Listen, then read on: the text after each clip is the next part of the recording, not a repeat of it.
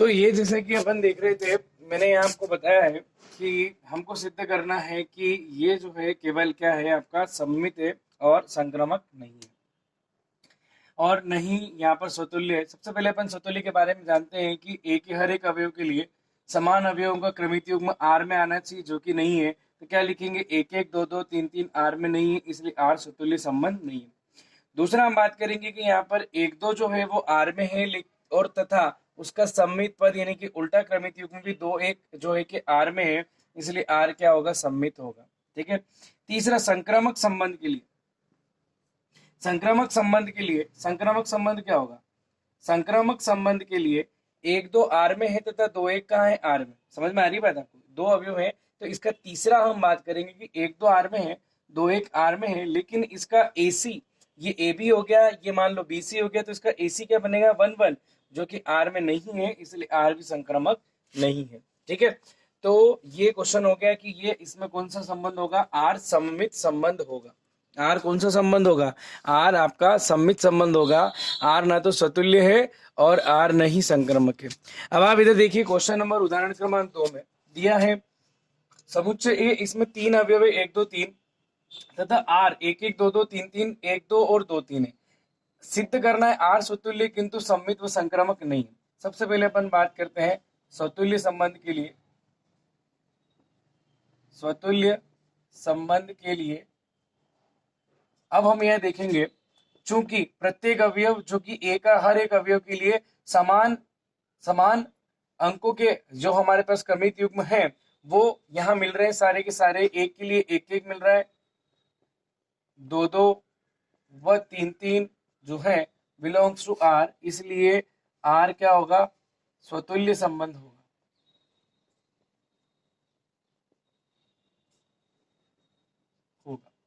दूसरा हम बात करते हैं, किसी भी अन्य की बात कर लेते, मान लीजिए एक दो कोई एक अवयव है, चूंकि एक दो आर में है ना, परंतु इसका उल्टा क्रमित युग्म दो एक आर में नहीं है। एवं हम यहाँ लिख देते दो तीन भी क्या है, आर में है, परंतु इसका उल्टा क्रमित युग्म तीन दो आर में नहीं है, इसलिए आर क्या हो जाएगा आपका, सममित संबंध, सम्मित संबंध नहीं है। तीसरा हम बात करते हैं, चूंकि ए बी में इसको मान रहा हूं, ए बी एक दो आर में है, तथा बीसी, बीसी इसका कौन हो गया, दो तीन, वो भी कहा है, आर में है, परंतु एक तीन जो है जो कि क्या बनेगा, एसी आर में नहीं है, इसलिए आर क्या हो जाएगा, इसलिए आर जो होगा उसको क्या लिखेंगे अपन कि आर संक्रामक संबंध नहीं, आर संक्रामक संबंध नहीं है। ठीक है, हो गया। तो ये आपका दूसरा क्वेश्चन भी यहाँ खत्म हो जाता है। पहले और दूसरे दोनों उदाहरण बहुत सरल है। आइए अपन चलते हैं अब तीसरे उदाहरण के ऊपर। तीसरे उदाहरण की अपन बात करते हैं, ये तीसरे उदाहरण में उसने क्या दिया है। ठीक है,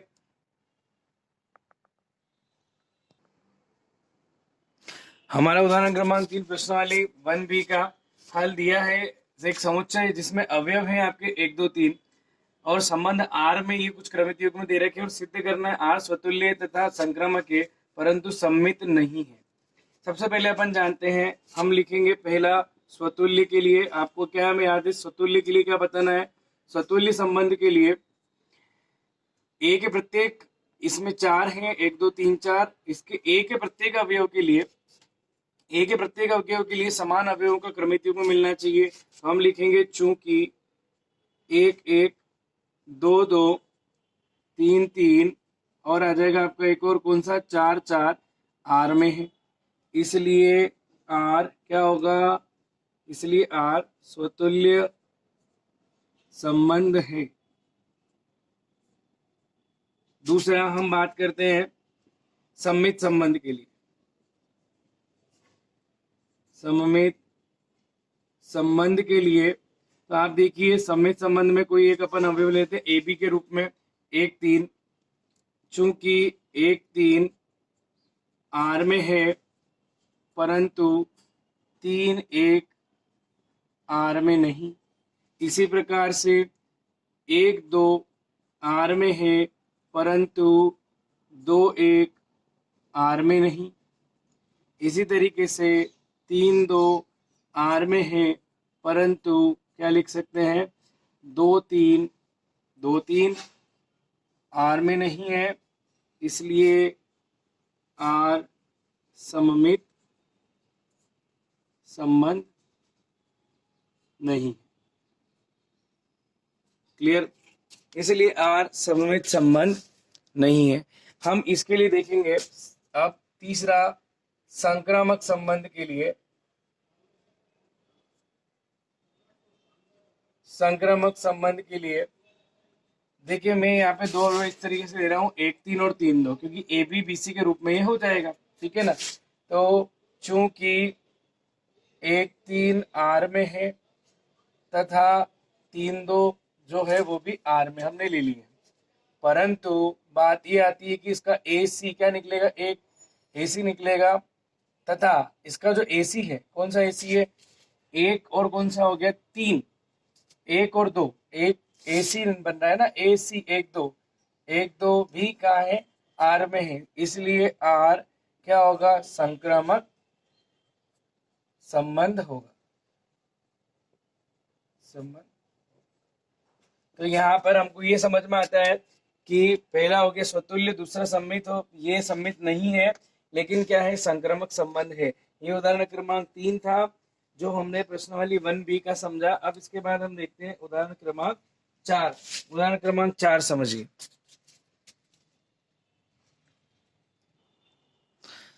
हम देखिए प्रश्नावली 1B का उदाहरण क्रमांक 4 बहुत सरल उदाहरण है, लेकिन ये थोड़ा सा आपको ध्यान से समझने की जरूरत है इसको। ये देखिए दिया है, सबसे पहले अपन बात करते हैं ए क्या है। तो ए जो है वो वास्तविक संख्याओं का समुच्चय। क्या है, वास्तविक संख्याओं का समुच्चय। ए समुच्चय है, यहां लिख रहा हूं, ए वास्तविक संख्याओं का क्या है, समुच्चय है। और इसमें संबंध आर तथा संबंध आर किस प्रकार परिभाषित है कि इसके अंदर जो भी क्रमिक युग्म ए बी है वह इस प्रकार से है कि ए या तो छोटा है या बराबर है बी के वर्ग के। कोई सी भी दो संख्या आपको यहाँ लेनी। ये ना तो स्वतुल्य है, न ही सम्मित है और न ही संक्रामक है। ठीक है, पहली बात हम यहाँ बात करते हैं कि स्वतुल्य संबंध के लिए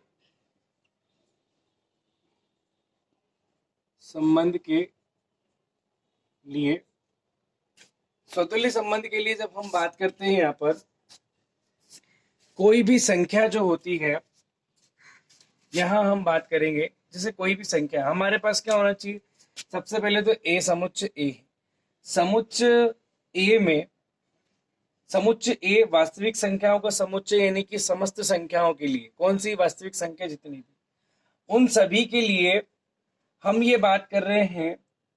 उन सभी संख्याओं में अगर हम देखें तो कोई सी भी संख्या आप उठा लीजिए, वो संख्या जो होती है वो अपने खुद के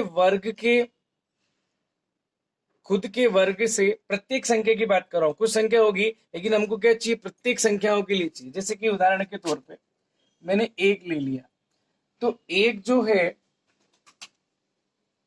वो क्या 1 के वर्ग के छोटा है या बराबर है, क्योंकि हम सम्मित, मान लीजिए हम किसकी बात करें, स्वतुल्य की बात करें। स्वतुल्य में क्या आता है, स्वतुल्य में क्या आता है, स्वतुल्य में ये आता है कि समान जितने भी अवयव जो समुच्चय ए के अवयव है, उन सभी अवयवों के लिए समान संख्या वाले क्रमिक युग्म सारे के सारे का आने चाहिए, आर में आने चाहिए। ये बात आप एग्री करते हो? मान लो मैं एक उदाहरण ले रहा हूं कि जैसे कि 1 वास्तविक संख्या है, तो 1 1 2 2 3 3 ऐसे कहाँ आने चाहिए, आर में आने चाहिए। मैं 1 की बात करता हूं, क्या ये क्रमिक युग्म इस नियम का पालन करता है क्या 1 छोटा या बराबर 1 के वर्ग के है क्या? अगर होता है तो ये क्रमिक युग्म कहाँ चला जाएगा, आर में जाएगा। समझ में आ रही बात? तो हम इससे ये निष्कर्ष निकालते हैं कि 1 छोटा या बराबर 1 के, या तो ये या ये, तो 1 बराबर है 1 के, इसका मतलब ये होगा कि क्रमिक युग्म 1 1 जाएगा कहाँ, आर में। अब 2 भी एक वास्तविक संख्या है, क्या हम देखते हैं 2 छोटा या बराबर होता है क्या 2 के वर्ग के? तो यहाँ एक बात समझ में आती है, ये तो हो गया 2 छोटा बराबर है किसका, 2 के वर्ग के, यानी कि क्या हो गया आपका 4 हो गया। तो ये छोटा है काम कर रहा है, इसका मतलब क्या हो गया यहाँ पर 2 जो है वो क्या हो गया, 2 4 कहाँ जाएगा आपका, आर में जाएगा। फिर हम देखते हैं 3, 3 छोटा बराबर है क्या 3 के वर्ग के, तो 3, 3 का वर्ग हो गया 9, 3 9 से छोटा होता है, तो इसका मतलब ये हो गया कि 3 9 कहाँ जाएगा आपका, आर। यानी कि अगर हम क्या करते हैं वास्तविक संख्याओं में भी हम धनात्मक अगर कोई संख्या ले रहे हैं या ऋणात्मक अगर अपन कोई संख्या ले रहे हैं तो हम यहाँ बात करेंगे, क्योंकि वर्ग वाली है तो वो ऑब्वियसली काम करेगी। तो यहाँ पर जैसे कि हमने देख लिया, अब हम एक संख्या जो आपके उदाहरण में दे रखी है उसकी बात करते हैं कि 1/2 दिया है, इसने परिमेय संख्या ली है, छोटा या बराबर हो सकती है 1/2 के वर्ग की।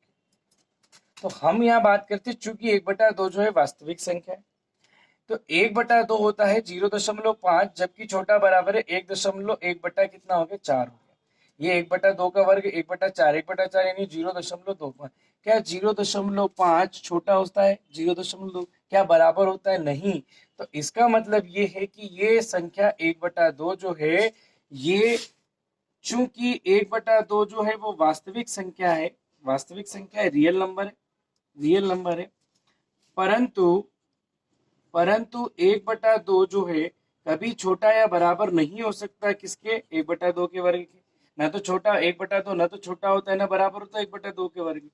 इसका मतलब ये हुआ कि 1/2 और 1/2 जो समान क्रमित समान संख्याओं के जो ये क्रमिक युग्म बना है वो इस संबंध का पालन नहीं करता है, इसलिए आर में तो नहीं आएगा।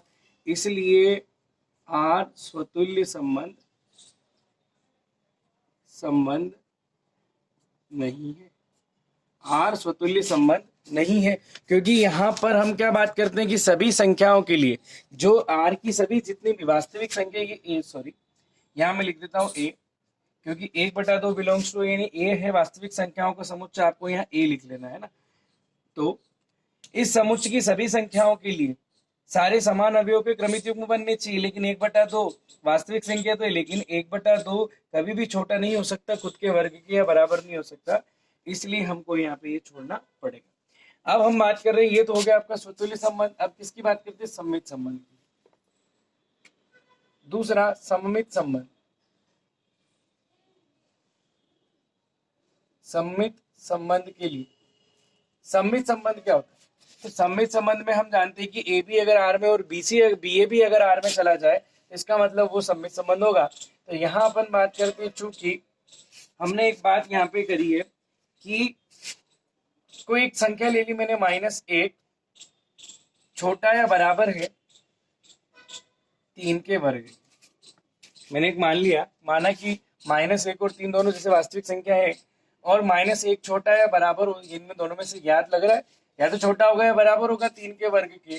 तो ऑब्वियसली बात है कि 3 का वर्ग होता है 9, तो -1 9 से छोटा होगा, तो -1, 3 कहाँ चला जाएगा, आर में।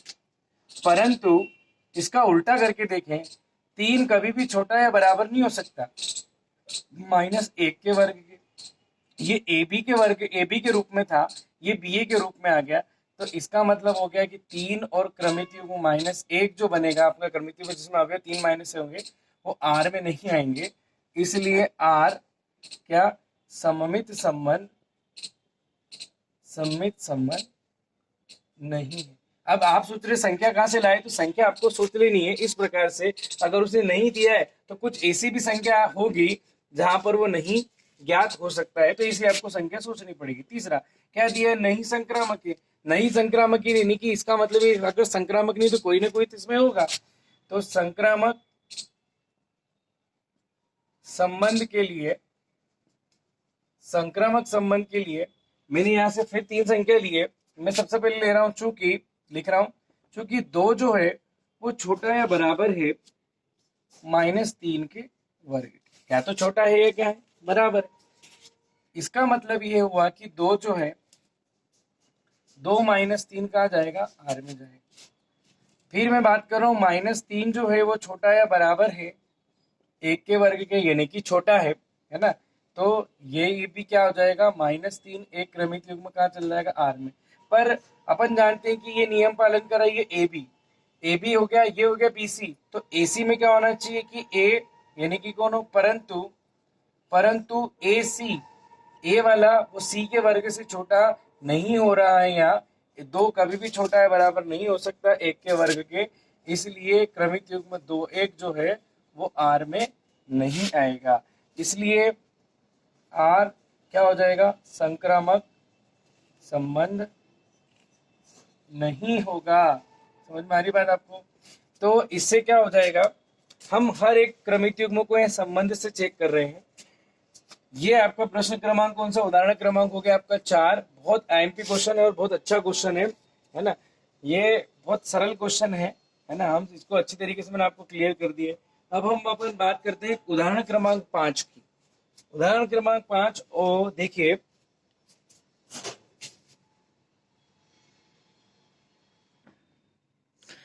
हे देखिए उदाहरण क्रमांक 5, एक ऐसे संबंध का उदाहरण दीजिए जो सम्मित हो परंतु न स्वतुल्य हो और न ही संक्रामक हो। ये और दूसरा है सम्मित तथा संक्रामक हो परंतु स्वतुल्य न हो। ये सब अपनों को इसमें मानना पड़ेगा, है ना। हल सबसे पहले अपन पहले क्वेश्चन के लिए मान लेते हैं। माना कि एक समुच्चय है, माना कि एक समुच्चय है जिसके अंदर हमने 1 2 3 अवयव ले लिए तथा इस पर संबंध आर इस प्रकार है कि आर में जो क्रमिक युग्म है वो आपके क्या बोला उसने, सम्मित हो परंतु न तो स्वतुल्य हो और न ही संक्रामक हो। तो मैंने सम्मित के लिए 1 2 ले लिया और मैंने एक और, ये मन से लेना, 1 2 ले लिया और 2 1 ले लिया, ठीक है, और कोई भी नहीं लिया। पहला मैं बात करूंगा स्वतुल्य के लिए। तो स्वतुल्य के लिए क्या लिखेंगे, चूंकि 1 1 2 2 समान आने चाहिए, 3 3 कोई भी आर में नहीं है, इसलिए आर क्या स्वतुल्य नहीं है, ठीक है। हम दूसरा यहां बात करेंगे दूसरे नंबर के लिए, सम्मित संबंध के लिए। तो सम्मित संबंध के लिए चूंकि संबंध में 1 2 आर में है और इसका उल्टा क्रमिक युग्म तथा 2 1 वो भी क्या है, आर में है, इसलिए आर क्या होगा, सममित संबंध होगा, सम्मित संबंध होगा, ठीक है। फिर तीसरे की हम बात करते हैं, यहाँ सम्मित संबंध के बाद हम बात करते हैं संक्रामक संबंध की। संक्रामक संबंध के लिए चूंकि हम बात करेंगे 1 2 आर में है तथा इसका 2 1 जो है वो भी आर में, लेकिन ये ए बी और अगर ये बी सी माने तो ए सी क्या बनेगा, 1 1, परंतु 1 और 1 आर में नहीं है, इसलिए आर संक्रामक संबंध नहीं होगा, ठीक है, क्लियर।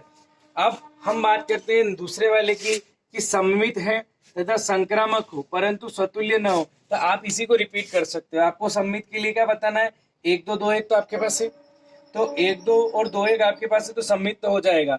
लेकिन संक्रामक लाने के लिए आपको क्या रखना पड़ेगा, 1 1 और इसके अंदर अगर आप शामिल कर लो, क्या शामिल कर लो, एक और क्रमिक युग्म शामिल कर लो, 1 1 और शामिल कर लेते हैं, तो ये आपका दूसरा वाला बन जाएगा, ठीक है ना। आपको पहले इसे कैसे उतार लेना है इसको, ये तो हो गया आपका कौन सा, पहला वाला जो आपको अच्छे समझ में आ गया। दूसरे वाले में देखिए मैं एक क्रमिक युग्म और बढ़ा देता हूं, 1 1 यहां लिखेंगे, 1 1 तो आ गया बार में, चूंकि 2 2 3 3 आर में नहीं है, दूसरा वाला हो जाएगा आपका, कौन सा हो जाएगा, दूसरा वाला।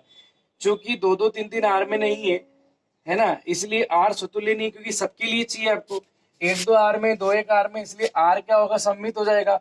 और 1 2 है, 2 1 है तथा एक और क्या आ जाएगा आपका, 1 1 भी कहाँ चला जाएगा, आर में चला जाएगा, इसलिए आर क्या हो जाएगा, संक्रामक संबंध हो जाएगा। तो ये क्वेश्चन आपका कौन सा हो गया, ये क्वेश्चन आपका दूसरा वाला खत्म हो गया। तो ये आपने अपने उदाहरण क्रमांक थे 1 से लगाकर 5 तक के कुछ उदाहरण जो है वो अपन ने देख लिए हैं। आज आपको इन 5 उदाहरणों को अच्छे से प्रैक्टिस करनी है और सॉल्व करना है। आज के लिए इतना ही, और फिर हम मिलेंगे कल इसी कक्षा में, ठीक है। तब तक के लिए धन्यवाद।